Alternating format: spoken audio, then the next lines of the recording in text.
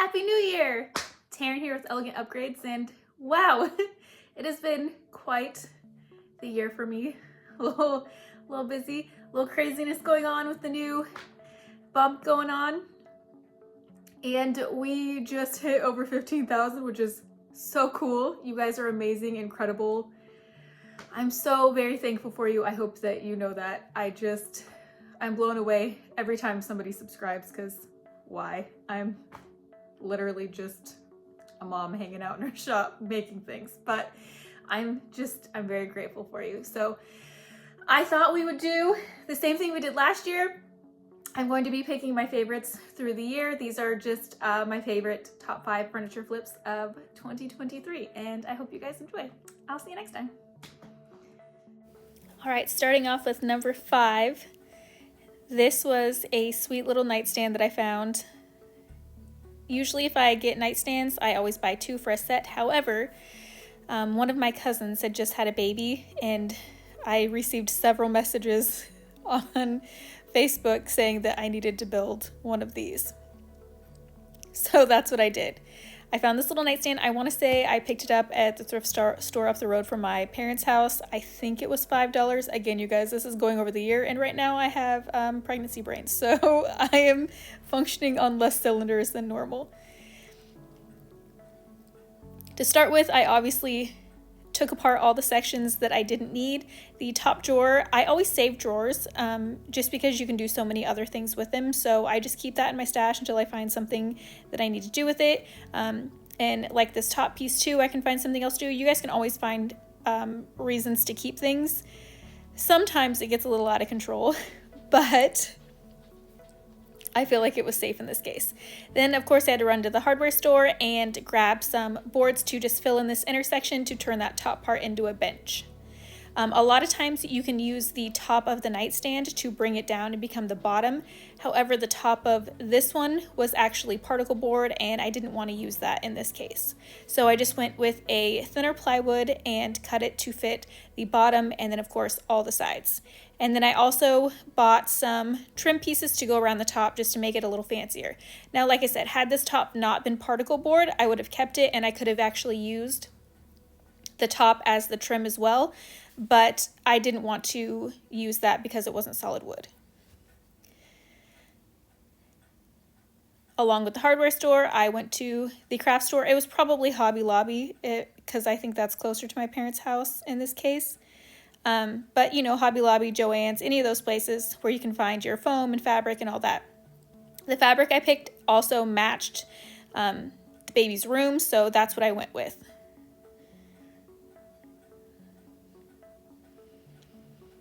Now you can watch all of these videos in full form if you want more information. However, I will say this video is not my best work because I had the music up way too loud. I think there's something wrong with the sound in it. Anyways, it's terrible.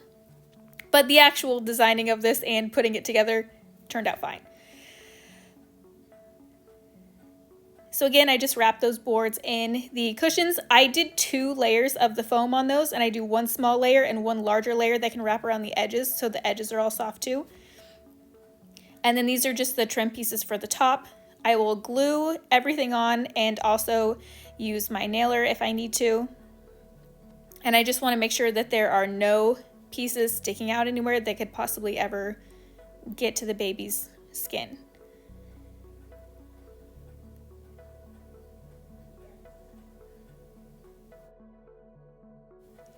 Once that's all put on, I obviously filled in all the holes, and then I am just using a chisel to scrape off the excess, and then I can go in with my sander and make sure everything's sanded smooth. So that's the color palette I completely pulled from the fabric that I chose, and then when I did that first side, it was just a little bit too bright, so that's why I kind of started with one side, was figuring that, oh, that was too much, and then this side over here I did a lot softer, so that's the route I'm gonna go.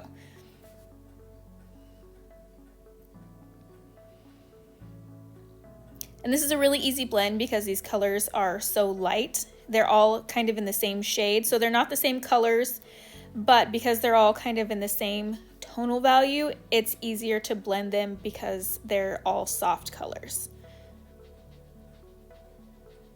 And if you've been watching me for a while, you know how I blend. It's any way that works in the moment. So sometimes I use a blank brush and help blend between. Sometimes I use two brushes. Sometimes I'll use long brushes. It just kind of depends on how I'm feeling, how the piece makes me want to blend, and sometimes temperature makes a difference too in how I'm doing things. It all just depends, and you kind of find your groove as you go.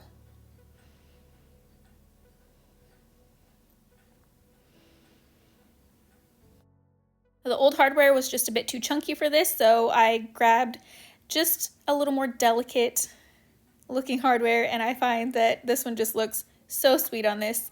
I didn't want it to be too metallic, so I actually blended it into the piece.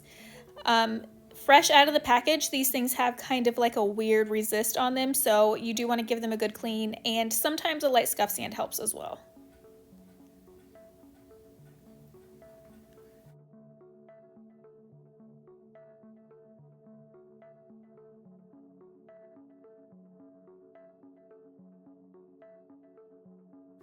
I ended up sealing this in some spar urethane. This is a great thing to use, especially on kid stuff, because kids are messy and they get things on stuff. So this is a very easy, clean surface. This one is clear gloss, and again, it's a spar urethane, so it's meant to go outdoors, on boats, on things that are meant to get wet. So you can actually use like a full-on cleaner on this and be good to go.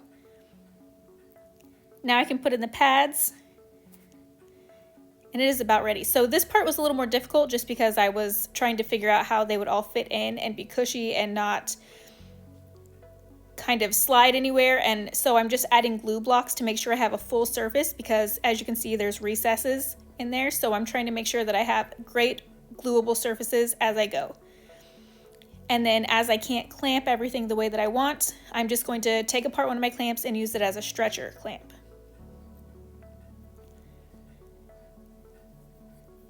You can see all the stuff. I didn't want to put my dirty old clamps on the nice, clean, fresh fabric. So that's why they have pieces of plastic all over everything. And there we have it. And she loves it. My cousin sends me pictures of her in this thing all the time, and I just think it is so adorable, and it matches her room perfectly.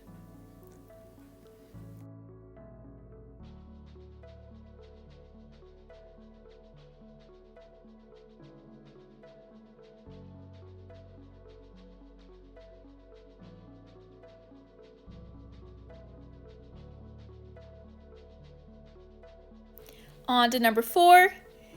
This was a free piece that I picked up in Portland. You guys know I get tons of stuff in Portland for next to nothing because it is completely saturated up there. So this was just sitting outside of someone's apartment building, and I got her just come loaded up into my car. It did have quite a bit of damage. It was also a strange knot color, like kind of olive green with a wash of gold and some weird drips and stuff. So yeah, it needed to go. This was also the first time that I used my sander, and because if you've been watching me for a while, you know I had to do a big old antique secretary and take all the finish off of that, and it was so exhausting trying to remove all the finish on that. Oh man. And just I was like, you know what, I'm going to get a new sander, like a good one. I mean, I always thought I had decent sanders, but you know.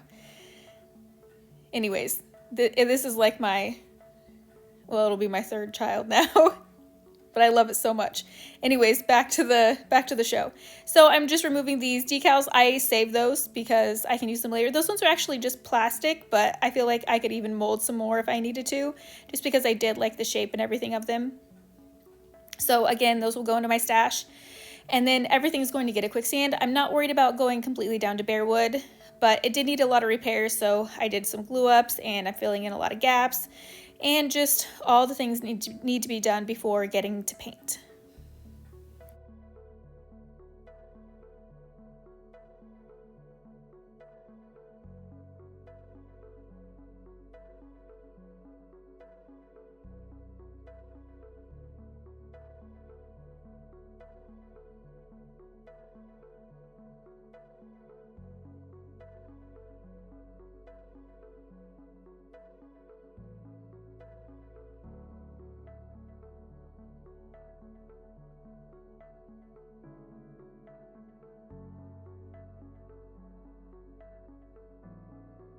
So since I had planned on doing a painting on the front of this, I'm just going to give myself a light base to work with. That always just depends on the finish of the painting that I'm going for.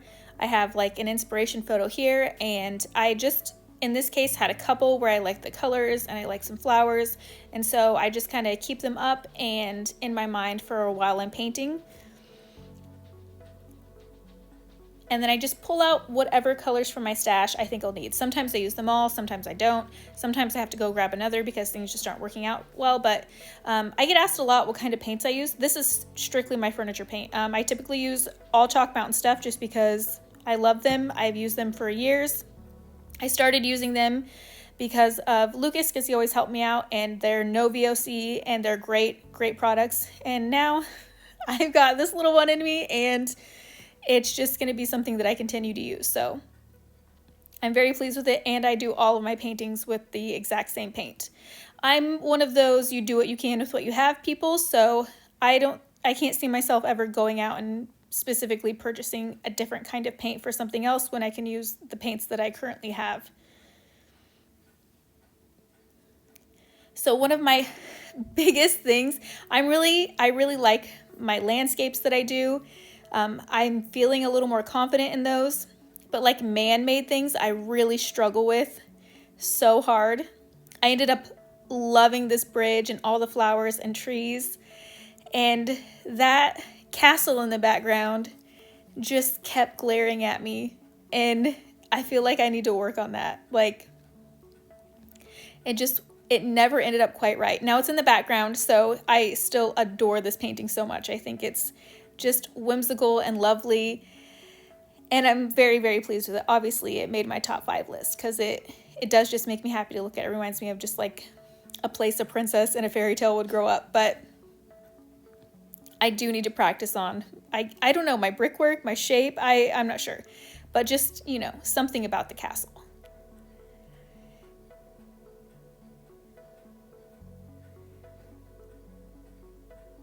You know, I had to find a spot to put gold somewhere, so I did that. I also went through and distressed a little bit, and then I'm sealing everything in. I believe this is the triple thick poly.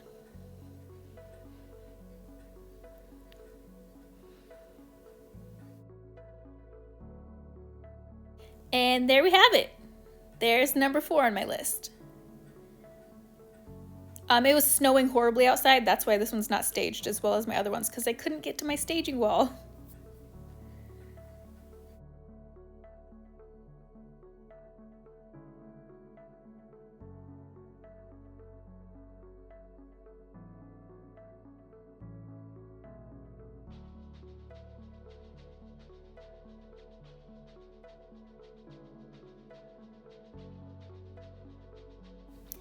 Now this, I had someone reach out to me and say that they had this in their garage, that it was just sitting there kind of going to waste, and they asked if I wanted it, and obviously I was like, yes, please. They're like, it's in pretty rough shape, and I'm like, I love things that are in rough shape, because I don't know, I really like to fix things. It's so gratifying. So this one, I feel like just kind of came out, and a lot of pieces do that for me. Like there's some things where I know that I want to do a painting on it, not specifically what painting, but I see it and I'm like, okay, that will be great for a painting. But this one, it just spoke to me and was like, oh, it needs to be like just swirly and cottagey and everything that is right with the world. So that's the route I took on this one. Obviously, tons of nail polish everywhere. There's stains. This is oxalic acid. The top really needed this. I had to do multiple coats on this, and it still didn't come out perfect, but obviously better than when I got it. And then the drawers, I mean, they're as good as they could get. And then of course you could see like an old repair. I'm going to go through and fix all of this stuff. I obviously can't fully fix that repair because they did it with wood glue. And if I were to try and break that bond, it would also splinter more wood, and there's no way to get it all the way out without cutting. And because there is a design on the front of this, I didn't want to run the risk of splicing and making a new one because it wouldn't make the design fit. So I just opted to fill it in and then carve out the recesses. Now, one side had missing veneer, and peeling, so I just removed that, and then I'll do like kind of a faux fix on that later. So this is just really thick wallpaper. I knew I was going to do a textured finish. You could have done, I was just showing you there, the Anaglypta wallpaper. That would have been a great fix for just this side here. But I knew that I wanted to do some raised stenciling, so I'm just going to put this down. It will serve as a barrier for me and serve as a great base for my raised stencil. I then decided to add a few molds to the front. There were just some areas that were lacking in texture, and since I'm going to be texturizing this piece, I wanted to add a little more of that back into it. So I'm just going to be creating a few molds. One of my most favorite materials to do this out of is the paper clay, just because you can apply it while it's still wet, it molds over surfaces, and especially when you want kind of the textured look, I find that it's a really good product for that. Then I'm going through and making the raised stencil. I use a number of products for raised stencils. Typically I like Quickset, but in this case I just did a little bit of paint mixed with some baking soda. That works out really well too, because then I'm just going to use that and kind of tap it like just around the piece. I have no rhyme or reason for this. I'm just going every which way just to give it more texture and, you know, kind of add something because this piece was in such rough shape. And then of course I'm going to go in with my blend. I've got my base color down. I keep that fairly wet. It is really cold right now in this video, so I wasn't having to fight against the heat here. It makes it quite a bit easier to blend. It also takes quite a bit more time for your paint to dry, so that's all stuff to think about when you're blending.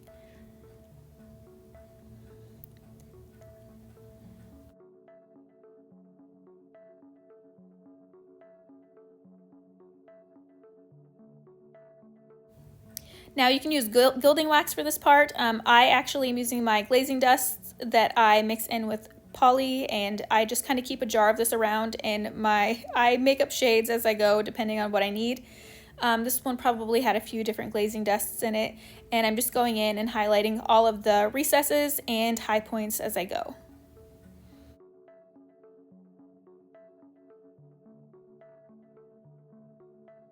And because I want to grunge this up quite a bit, I'm actually going to use the same stuff on a larger brush and just kind of lightly brush over the high points of all of the texture that we added in earlier. And as you can see, I did add the same raised stencil that I used on the outside. I didn't do a raised version, but I just did a metallic version on the inner parts because I just like adding extra stuff on the inside. Even though it's not something you can see a lot, I think it's still important to do there. And then I sealed with the spa urethane, added the hardware back on, and then went back to the top. So the top I didn't want to be dark, but I still needed to stain a little because there was still just a lot of leftover stain that the oxalic acid couldn't get up.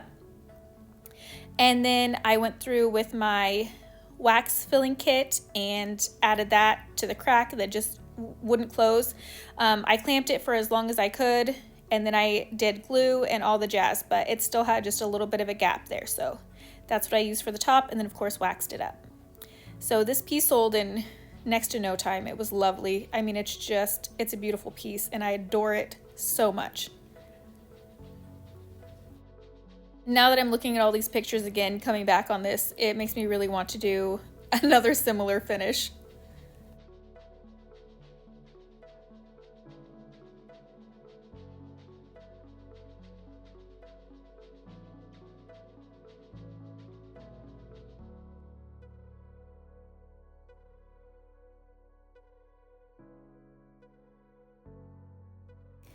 This was another Portland find. Yeah, it was in really rough shape, but it was a very, very cool piece. I just love the shape of it. I love the locks on it. It was in pretty bad shape. The finish was coming off. The top was peeling off. I don't even know what was going on with the finish. There was like multiple coats of brown stuff. I don't know. You might think it's wood grain. It's not. It's weird finish. There's quite a bit of water damage on the top that I had to do a bit of repairs to. And then the locks needed some repairing, so I did that. It needed a lot of work. And then the top was missing out tons of pieces of veneer, and this is that really, really thick veneer. It's crazy thick. So I used wood filler and then I actually painted it in to match on those top drawers. The bottom drawers also needed a ton of work and veneer filler. You can also see there was already, I didn't do any of those filled. Those were already filled when I stripped off the stain and sanded it back. So that's somebody else's fill work. It had a lot of it all over. So at least people cared enough to kind of keep this thing going, which I love. I love when you can see old repairs on things that people just wanted to keep it around because they loved it too. Anyways, now I'm just getting a start on painting. You can see I just did a lighter gray tone to start with this one. And this one, I don't know, this painting has my heart. It is so kind of dark and dreamy, but like a happy dark. I don't know, it's lovely. And I was very thrilled with this piece. I will say, because again, these are shorter versions than my full videos that I did originally, I did spray this thing with shellac so that if somebody ever did want to go through and take out all of the filler, I'm pretty sure they had used Bondo in this. The filler that they had used was very, very strong and thick. So if anyone ever wanted to go through and pick that all out or just redo veneer or whatever, they totally could if they wanted to go that route. I do like to keep pieces to where they can be used almost indefinitely. You know, we can get so much life out of wood. These older pieces will stick around and they will last generation after generation after generation. And I think that's pretty magical about these things. And they can have so many different lives.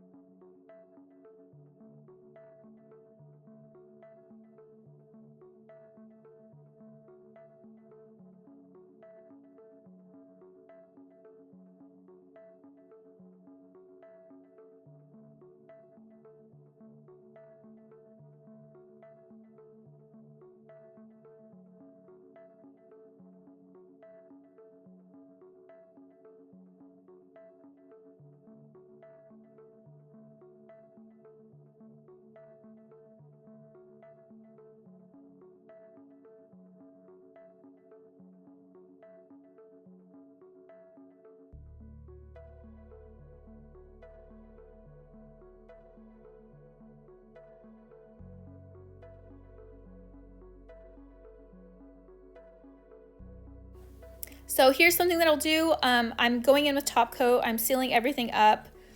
The top needs a dark stain, but when I go over my painting with top coat, when I'm not quite finished with it yet, it makes it so that if there's something that I'm unhappy with, or I know that I want to go through and change something and I'm just not sure what, if it has a clear coat over the top, I can kind of make a mistake and go back and wipe it off if I don't like it because it's been sealed. So that is a fun trick to do.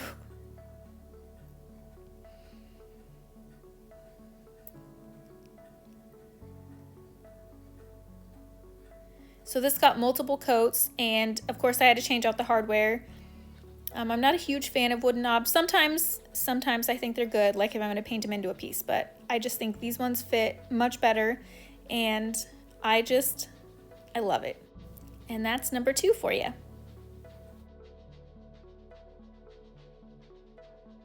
We have finally hit number 1, and this was my favorite piece that I've done this year.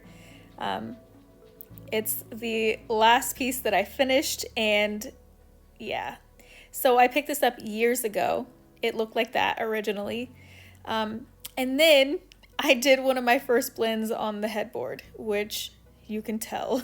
It's not great, but it is telling of where we start and where we can end up. So obviously I'm still learning tons of things and still getting better with every piece that I do, much like everyone who is kind of on the same journey. But I do love, it is fun kind of going back to these pieces and being like, wow, I have come a long way. And this one certainly does that. And I loved this piece when I finished it. I mean, truly, I thought it was amazing. And now I'm like, oh, that is subpar. So this got a quicksand all over everything. The wood was a bit shiny. And then I did a raised stencil just on the inset panels. And this is the quick set that I use. It is very inexpensive. You can get it at like Home Depot. I mean, you can get it anywhere. It's great. And you can mix it up to any thickness that you like, and it goes on. You just have to quickly work with your stencil, because I want to say it's like the 15 or 20 minute one, so it's a quick version. But it's great stuff. Then I'm just going to start out with painting the insets, because I really want this piece to, there's so many details to it that I want it to kind of stand on its own. So I'm just doing kind of a fancy paint job on the insets, and then everything else will be a solid color. So I'm matching the colors that I do in the insets on the headboard and the footboard, and then just that's it. And they're very soft blends. There's nothing crazy in them. It's just very light.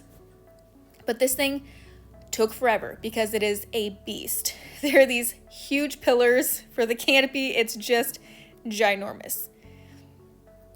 Again, back to the insets. See, now as the paint is dried, you can see that the blend is very, very subtle.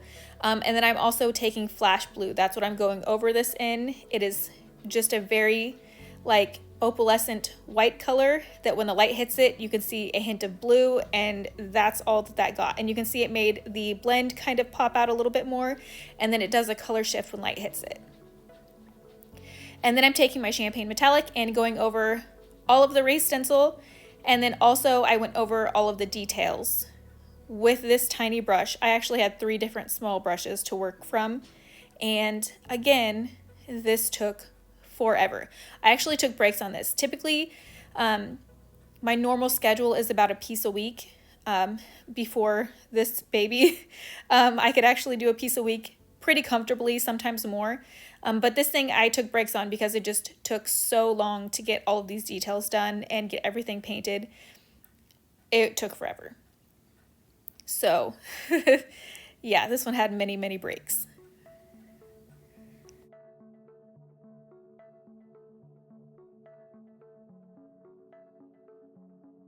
We back in with the spa urethane on this one. This one probably didn't need this kind of top coat just because it was a bed. There's not going to be liquids flying at it or anything, but I think it was just handy at the time, and I wanted the higher gloss that this one had, so that's the route that I took, but not necessary. I could have used a satin, would have been fine. I think a satin would have been lovely, actually. But I couldn't love this more. I think it is like one of the most gorgeous things I've ever seen. I want to keep it. So my husband's like, you need to sell that. I'm like, I know, but I really want it. It doesn't match any of our stuff. I just need to do an entire bedroom set of this. This is like my dream. It's not big enough.